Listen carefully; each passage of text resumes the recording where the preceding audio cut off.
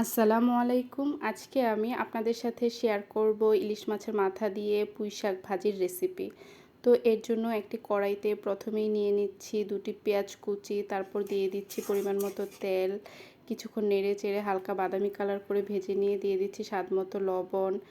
এরপর দিয়ে দিচ্ছি ১ চা চামচ রসুন বাটা, ১ চা চামচ হলুদ গুঁড়ো, ১ চা চামচ মরিচ গুঁড়ো।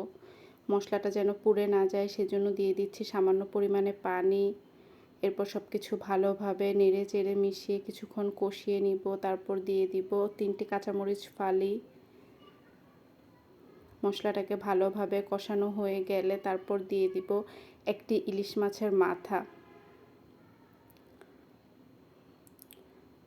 ইলিশ মাছের মাথাটি দিয়ে ভালো করে নেড়ে চেড়ে মিশিয়ে কষিয়ে নিব।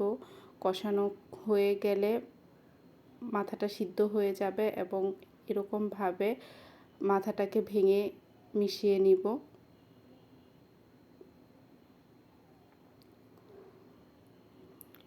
ভালোভাবে কষানোর পর দিয়ে দিব পুঁইশাকগুলো। আমি পুঁইশাকগুলোকে আগেই সিদ্ধ করে পানি ঝরিয়ে নিয়েছিলাম।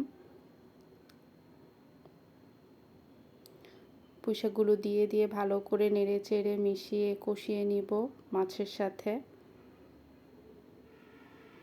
এরপর দিয়ে দিচ্ছি সামান্য পরিমাণে টেস্টিং সল্ট। টেস্টিং সল্টটা দিলে পুঁইশাক ভাজিটা খেতে খুবই মজা লাগে।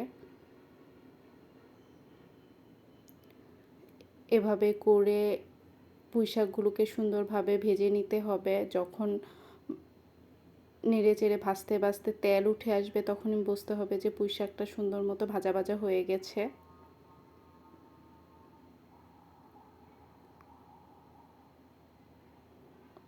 তেল উঠে আসার পরে এটাকে নামিয়ে পরিবেশন করব। আপনারা ওইভাবে ট্রাই করতে পারেন, এটি খেতে খুবই ভালো লাগে।